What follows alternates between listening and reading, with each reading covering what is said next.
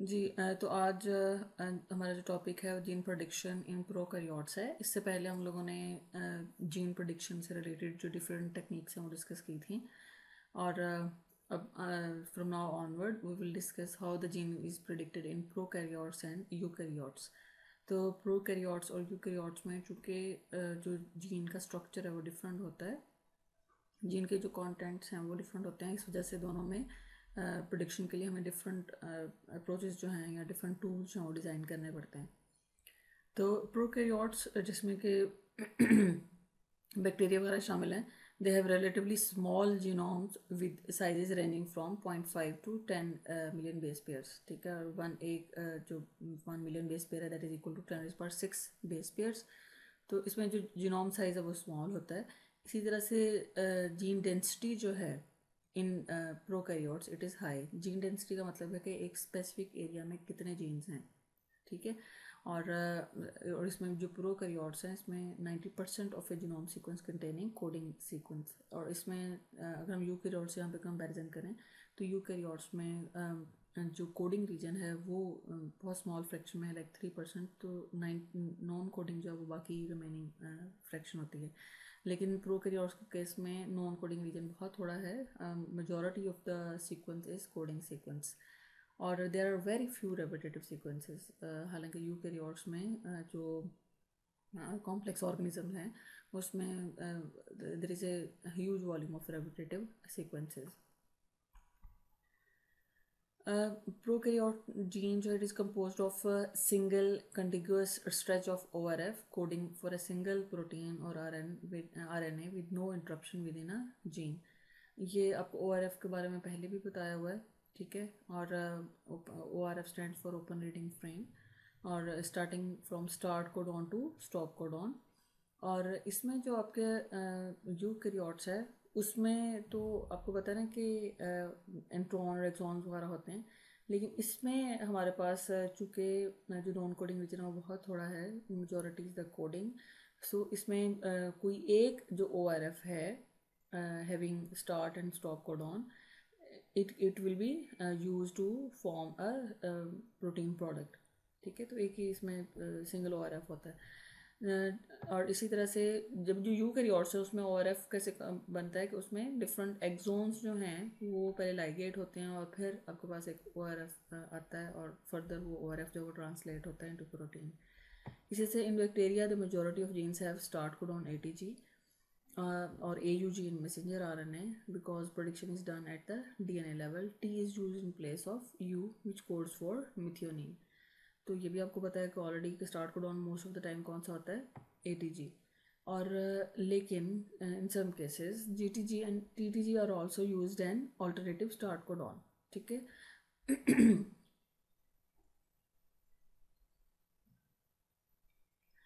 लेकिन कोडॉन चाहे JTG और TTG हो, लेकिन methionine is still actually amino acid inserted at the first position.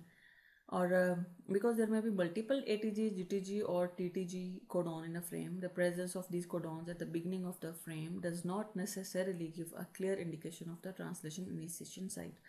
अब चूँकि DNA में हमारे पास जैसे 4 बेस पेयर्स हैं A, T, C और G।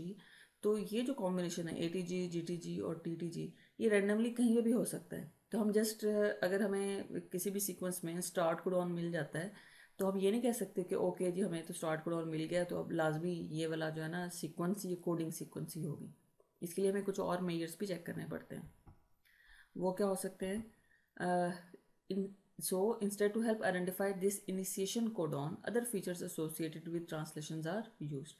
अब चूंकि जो कोडिंग रीजन होता है उसमें फर्दर ट्रांसलेट होना होता है, तो उसी कोडिंग सीक्वेंस पे कुछ ऐसे सिग्नल्स भी मौजूद होते हैं विच हेल्प इन ट्रांसलेशन। और ट्रांसलेशन में आपको याद है कि राइबोसोम आके एक स्पेसिफिक साइट पे बाइंड होता है और फिर उस प्रोसेस को कंटिन्यू करता है।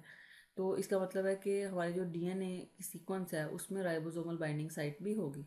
ठीक है, और राइबोसोमल बाइंडिंग साइट जिसको हम शाइन डेलगर्नो सीक्वेंस भी कहते हैं, it is a stretch of purine rich sequence complementary to 16S ribosomal RNA sequence in a small subunit of the ribosome। ठीक है, ये इसके लिए मैं आपको नेक्स्ट जो डायग्राम है उसके थ्रू एक्सप्लेन करूँगी कि आपको पता है कि जब मैसेंजर RNA बन जाता है ठीक है। तो मैसेंजर आरएनए पर ही एक साइट होती है जिसको हम शाइन-डेल-गर्नो सीक्वेंस होती है कहते हैं। और शाइन-डेल-गर्नो सीक्वेंस जो है it is complementary to ribosomal RNA. अब राइबोसोमल आरएनए क्या होता है, आपको पता है कि राइबोसोम जो है इट इज़ कंपोज ऑफ 2 सब यूनिट्स, स्मॉल एंड लार्ज। तो सबसे पहले स्मॉल सब यूनिट जो है ना वो आके मैसेंजर आरएनए पे बाइंड होती है।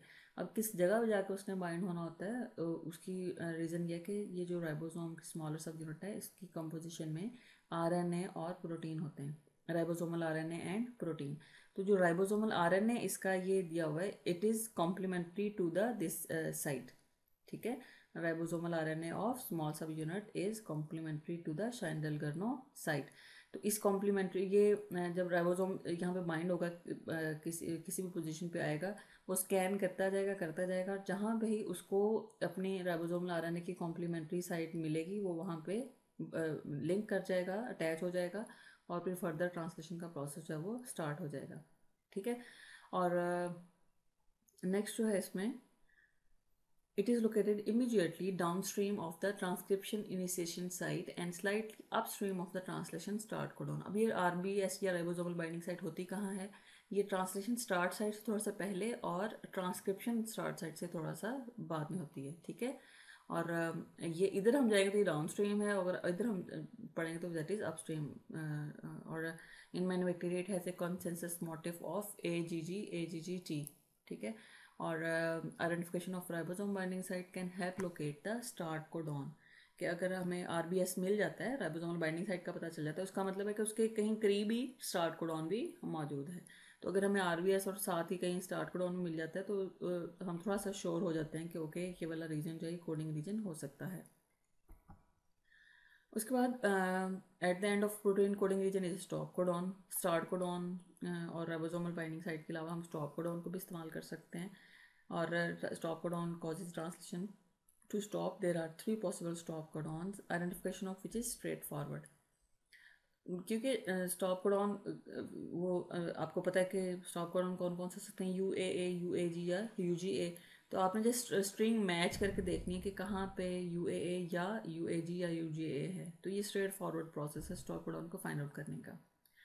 जो एक और फ़र्क है प्रोकैरियोट्स और यूकैरियोट्स में, कि प्रोकैरियोट्स में जो जीन्स है ना वो क्लस्टर की फॉर्म में मौजूद होते हैं, ठीक है। जैसे कि ये डायग्राम में दिखाया हुआ है, ये एक प्रोकैरियोट जीन स्ट्रक्चर है। इसमें जो जीन्स हैं A, B, C और D ये एक क्लस्टर की फॉर्म में मौजूद हैं। इसको हम ऑपेरॉन कहते हैं। और ऑपेरॉन जो है ना या ये क्लस्टर ऑफ जीन्स जो हैं दे आर ट्रांसलेटेड और transcribed under the effect of a single promoter. Eukaryotes में हर जीन का अलहदा प्रोमोटर होता है, ठीक है। लेकिन प्रोकैरियोट्स में चूँकि majority of the region is coding region, तो इसमें ये भी हो सकता है कि एक ही प्रमोटर होगा और वो मल्टीपल जो क्लस्टर ऑफ जीन्स हैं उनको वो ट्रांसक्राइब करेगा और उससे जो मैसेंजर आरएनए बनेगा उससे मल्टीपल प्रोटीन्स बनेंगे, ठीक है। तो जो ऑपरॉन की प्रिडिक्शन है उसको भी हम इस्तेमाल कर सकते हैं जीन आइडेंटिफिकेशन के लिए। तो many prokaryotic genes are transcribe together as one operon. In bacterial archaea, structural proteins with related functions are usually encoded together within the genome in a block called an operon and are transcribed together under the control of a single promoter to give a single messenger RNA, ठीक है, which therefore encode multiple proteins. The end of operon is characterized by transcription termination signal जिसको हम रो independent terminator भी कहते हैं, ठीक है। Terminator sequence has a distinct stem loop secretary structure followed by a string of T's. Identification of this site in conjunction with promoter site identification can sometimes help in gene prediction. यानी कि ये एक और gene signal है, ठीक है, कि transcription terminator site जो है वो अगर हम आइडेंटिफाई कर लेते हैं। अब ट्रांसक्रिप्शन स्टार्ट जो टर्मिनेशन साइट होता क्या है कि लास्ट में जहाँ पे टर्मिनेशन स्टॉप को होता है वहाँ पे जो स्मॉल रीजन होते हैं जो कि कॉम्प्लीमेंट्री होते हैं एक दूसरे के, ठीक है। जैसे यहाँ पे ये येलो कलर में हाईलाइट किया हुआ है, ये क्या है, कॉम्प्लीमेंट्री हैं। तो यहाँ पे होगा क्या कि जैसे यहाँ पे राइबोसोम पहुँचता है तो ये दोनों जो है कॉम्प्लीमेंट्री जो सीक्वेंस हैं they form bond with each other और ये एक स्टेम लूप स्ट्रक्चर बन जाता है, ठीक है, जिसकी वजह से राइबोसोम जब फर्दर मूव नहीं कर पाता और एक सिग्नल मिल जाता है कि जी it is a point to stop the transcription process. और इस रीजन के बाद जो है वो सीरीज़ ऑफ टीज़ या एज कह लेंगे मौजूद होती है। तो अगर हम जो जीन स्ट्रक्चर है हमारे पास उसमें हम RBS का पता चला लें, स्टार्ट कोडॉन का पता चला लें, स्टॉप कोडॉन का और ट्रांसक्रिप्शन टर्मिनेटर साइड का, तो वी कैन बी इंश्योर के यहाँ पे जो है कोडिंग रीजन है या नहीं है। अब ये अभी तक हमने डिस्कशन जो जनरल किया है वो DNA का जो स्ट्रक्चर है in case of prokaryote gene structure उसको डिस्कस किया है। अब इसको हम इसके अगर हम मैथमेटिकली देखें कि कौन कौन से मेथड्स हैं जिनके थ्रू हम इन इंफॉर्मेशन को एक्सट्रैक्ट करके जीन प्रोडिक्ट कर सकते हैं, तो सबसे पहला मेथड है कन्वेंशनल डिटर्मिनेशन ऑफ R। इसके आपको नाम से आइडेंटिफाई हो रहा है कि अगर हम किसी भी सीक्वेंस में ओपन रीडिंग फ्रेम आइडेंटिफाई कर लेते हैं तो वी कैन बी इंश्योर कि ये वाला रीजन जो है वो एक कोडिंग रीजन है। Without the use of specialized programs, prokaryotic gene identification can rely on manual determination of ORFs and major signals related to prokaryotic genes। ठीक है, ORF और उससे जो रिलेटेड सिग्नल्स हैं उनको हम आइडेंटिफाई कर सकते हैं by this method. Prokaryotic DNA is first subject to conceptual translation in all 6 possible frames. इस तरीके में होता क्या है कि सबसे पहले हम अपने DNA को ट्रांसलेट करते हैं इनटू ऑल पॉसिबल 6 फ्रेम्स। आपको पता ना DNA जो स्ट्रैंड होता है उसके 6 फ्रेम्स बन जाते हैं। 6 फ्रेम्स बना लिया हमने और 3 फॉरवर्ड एंड 3 रिवर्स। और फिर जो है because a stop codon can occur in about every 20 codon, जो UAA या UAG या UGA है स्टॉप कोडॉन, वो हर 20 कोडॉन के पास रेंडमली आ सकता है इन ए नॉन कोडिंग रीजन। ठीक है, तो इस वजह से हम क्या कहते हैं कि हमें ऐसा फ्रेम लेना है which is longer than 30 codons without interruption by a stop codon. उन 6 के 6 फ्रेम्स हम देखेंगे कि स्टॉप कोडॉन जो है अगर तो वो लेस देन 20 कोडॉन में ही आ गया स्टॉप कोडॉन, हम उसको इग्नोर कर देंगे। और अगर if it is 30 codon away तो फिर हम कहेंगे कि ये वाला फ्रेम हम कंसिडर कर सकते हैं। तो although the threshold for an ORF is normally set even higher at 50 और 60 कोडॉन, यानी कि हम ORF किस सीक्वेंस को कहेंगे जिसमें एटलीस्ट कितने कोडॉन्स हों, या 50 या 60, लेकिन बाहर जो मिनिमम हमारा जो क्राइटेरिया वो है 30 कोडॉन्स होने चाहिए। और या अगर आपके सीक्वेंस कंटेंट ज़्यादा है तो आप उसमें हायर क्राइटेरिया भी सेट कर सकते हैं। जैसे the putative frame is further manually, putative मतलब कि जिसको हमने नैरो डाउन कर लिया हुआ है 6 में से जिनको हमने चूज़ कर लिया है जिसमें 30 कोडॉन्स या इससे ज़्यादा होंगे, उस फ्रेम को हम लेंगे और उसको फर्दर मैनुअली कंफर्म करेंगे किस चीज़ के लिए, by the presence of other signals. दूसरे सिग्नल जो भी हमने डिस्कस किए हैं लाइक हम स्टार्ट कोडॉन उसमें ढूंढेंगे, उसमें शाइंडल करनो सीक्वेंस को आइडेंटिफाई करने की कोशिश करेंगे। Furthermore, the putative ORF can be translated into a protein sequence। हमें अगर ये सिग्नल मिल जाते हैं उसमें तो हम फर्दर उसको क्या करेंगे, उसको ट्रांसलेट कर लेंगे प्रोटीन सीक्वेंस में। और आपको पता है कि जब प्रोटीन, जैसे कि हमने प्रैक्टिकल में भी किया था कि जो प्रोटीन सीक्वेंस बन गई थी तो मैंने आपसे कहा था कि इसको ब्लास्ट करके देखें कि इसका नाम अगर आपको पता चल जाए। ठीक है, तो इससे जो हम अपनी ORF को प्रोटीन सीक्वेंस में ट्रांसलेट करेंगे तो it can further be use to search against a protein database like BLASTP। Detection of homologs from this search is probably the strongest indicator of a protein coding frame। यानी कि जहाँ पे हमें similarity मिल जाएगी ना जिस प्रोटीन, जैसे आपने वो ब्लास्ट रन किया तो 100% सिमिलैरिटी आई, तो आप कंफर्म्ड हैं कि yes this is the protein sequence और दिस इज जो DNA है it contains a coding regions. ठीक है, in the early stages of development of a gene prediction algorithm, genes were predicted by examining the non-randomness of nucleotide distribution। अब एक और ये criteria भी है, ORF तो है ही है। अब दूसरी जो फीचर है कि जो कोडिंग और नॉन कोडिंग रीजन होते हैं ना उसमें जो न्यूक्लियोटाइड्स की डिस्ट्रीब्यूशन है वो डिफरेंट होती है। जैसे कि आपको शायद प्रैक्टिकल में भी बताया था कि जो कोडिंग रीजन होते हैं ना उसमें G और C कॉन्टेंट्स हाई होते हैं। ठीक है, और नॉन कोडिंग में G और C की जो परसेंटेज है वो कम होती है। तो इसी बेस पे जो एक मेथड है जिसको GC बायस भी कहते हैं, in this method it is based on the nucleotide composition of the third position of A codon. अब कोडॉन में आपको पता है ना ट्रिपलेट 3 न्यूक्लियोटाइड्स होते हैं। ठीक है, तो according to GC bias method वो ये कहते हैं कि हर कोडॉन की तीसरी जो पोजीशन है उस पर ज़्यादा चांस किसके हैं, G या C के। ठीक है, तो ये मेथड क्या करता है कि जस्ट तीसरी पोजीशन पे ना G और C को प्लॉट करके देख लेता है कि अगर वहाँ पे उसको रेपिटेशन मिल रही है, बार बार G और C ही आ रहे हैं, तो इसका मतलब है कि ये वाला रीजन है कोडिंग रीजन है। ठीक है, और By plotting the GC composition at this position, region with values significantly above the random level can be identified, which are indicative of the presence of ORF. ठीक है. और in practice, because genes can be in any of the 6 frames, the statistical patterns are computed for all possible frames. अब ये यहाँ next slide में आपको just GC बायस की जो है, जीसी बायस इसके आउटपुट दिखा दिए. ये सीक्वेंस है, ठीक है. और उसमें हमने जस्ट थर्ड पोजीशन पे ना उसको प्लॉट करके देख लिया कि जी और सी रिपीट हो रहे हैं या नहीं हो रहे, राइट. इसी तरह से एक और मेथड भी है जिसका नाम है टेस्ट कोड. अब टेस्ट कोड जो जीसी बायस था उसमें तो हमने कह दिया, फिक्स कर दिया ना कि जी थर्ड पोजीशन पे जी या सी होगा, ठीक है. लेकिन टेस्ट कोड क्या कहता है, वो कहता है कि जी थर्ड पोजीशन पे जो भी न्यूक्लियोटाइड होगा ना वो अपने आप को रिपीट कर रहा होगा, ठीक है.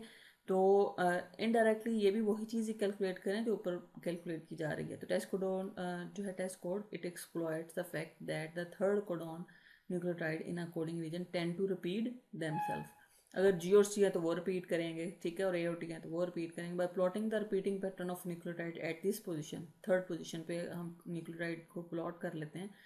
Coding and non coding regions can be differentiated. अब इसकी आउटपुट क्या दिखाई हुई है टेस्ट कोड की, ये सेम सीक्वेंस को जीसी बायस पे रन किया और टेस्ट कोड पे रन किया, तो ये दोनों की सेम आउटपुट आई है, ठीक है.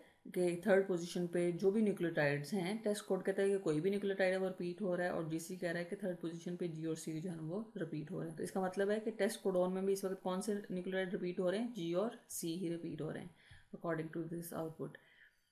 The result of two methods are often consistent. जैसे अभी आपने डायग्राम में देखा कि दोनों के रिजल्ट सेम आ रहे हैं. These two methods are often used in conjunction to confirm the result of each other. तो ये दोनों मेथड ही हम इस्तेमाल करते हैं ताकि हम कंफर्म हो जाएं कि हमारी जो जीन प्रोडिक्शन है वो एक्यूरेट है या नहीं है.